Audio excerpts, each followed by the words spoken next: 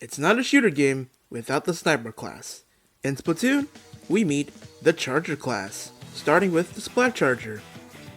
Based on its name, I'm gonna assume you know that it can charge shots. 6 fully charged shots without ink save remain. Fully charged shots make the ink tank glow, and some people can see when that happens. But when you fire, they do 160 damage, while indirect hits do between 40 to 80 damage. Not a bad thing, but it's very pertinent you don't get into those types of situations where the weaker shots are needed. Like other shooter games, chargers are about counting opponents away from the goal, or specific routes, or trapping them and getting the splats, applying pressure to the team. The fuller the charged shot, the longer the trails of ink have, and the less mobile you are. Keep in mind that when charging shots, it takes longer when you're in the air as opposed to on the ground.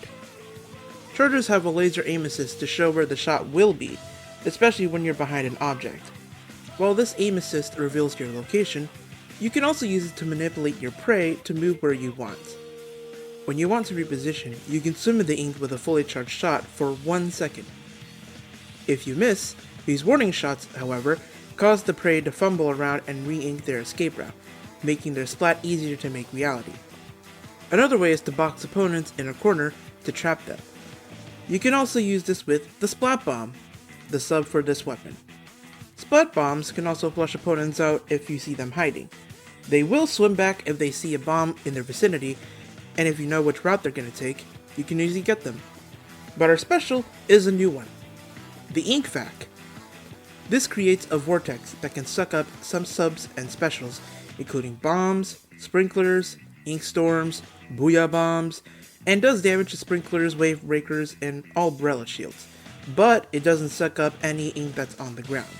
After 6 seconds, or a maximum of 1200 damage gets absorbed, the ink vac fills up fully, and after about 2.5 seconds, the ink vac fires a huge ink projectile that damages anything it comes into contact with, and once it lands, it acts like a larger suction bomb, dealing damage to any opponents within the radius and line of sight of the blast at 220 damage, not only the projectile but also the explosion.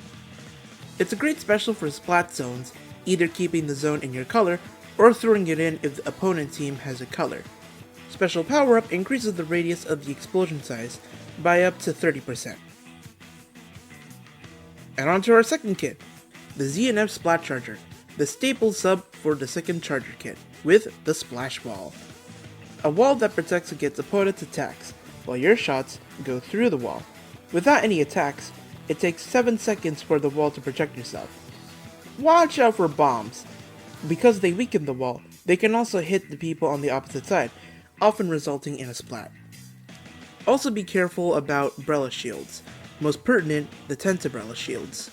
They drain the wall very quickly. If you throw it on an opponent, it's only 30 damage.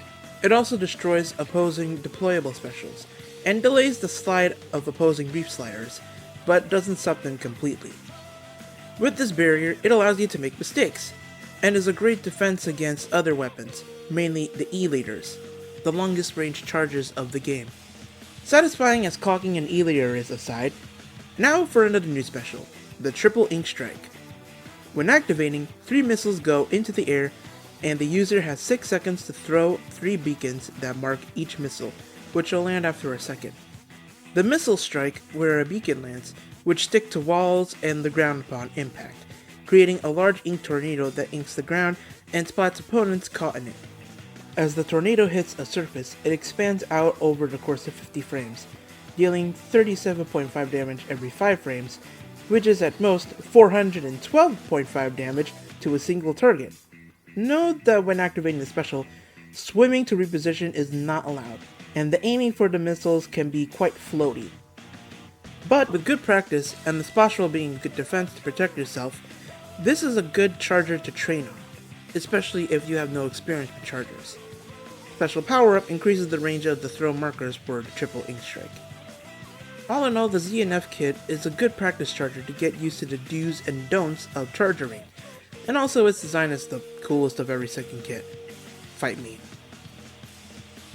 Now, our first introduction to the first of many third kits in honor of the series' 10th anniversary. the Splat Charger Camo. We got a new sub-weapon, the Sprinkler. The Sprinkler, as the drone of Splatoon, lands on the ground or any surface, and spins the fastest and has the most inking power during the first phase, firing ink droplets for every 4 frames. When it slows down a little bit and inks less turf, it fires ink droplets every 6 frames. If it's still standing after that, it has very low ink output and range, with ink droplets coming every 10 frames. This phase, and any other, lasts until the sprinkler is destroyed, whether by an opponent, the user dying, or a second sprinkler is activated. Look around the stage in recon mode to see any good places to stick the sprinkler. It can aid in getting specials faster, as chargers are slow at getting the specials. It's also a distraction tool, like the splash ball. Because people want to destroy it, you can use it for bait. Bait is the name of the game for both subs, to be fair. The special is a new one. We have the Crab Tank. For 8 seconds, it's a slow tank that fires ink shots quickly and launches explosive ink blobs. In addition, it can roll freely, but it only rolls up vertically on walls. Rolling does 40 damage, while it's 32 damage when doing rapid fire shots. If you press R, it fires a cannon shot, doing 30 on splash, while 50 is on direct hit. Just like crabs in real life, it's best at walking side to side and is shameful at walking forward and backward, though luckily the roll is there to help readjustment. Be mindful that crab tanks have 500 HP, with weapons having multipliers against it. The most threatening are swings from big squid rollers, explosions from torpedoes, and reef sliders, in terms of all 3 types of weapons you can have. I feel the crab tank on the camo is a situational special, being used to block opponents from a certain area or stop a rush from happening, but just with longer range. Primarily used for clam blades before the goal basket. Overall, when I started making this bio, I was pretty bad at chargers. Until practice with all 3 kits and getting footage, I would say I'm kinda decent at it now, but I'll still need more practice. Also note that the Order Charger replica is the same as the regular Splat Charger. So, that ends the video and this bio. And thank you all for watching. I will see you in the next one. Until then, peace.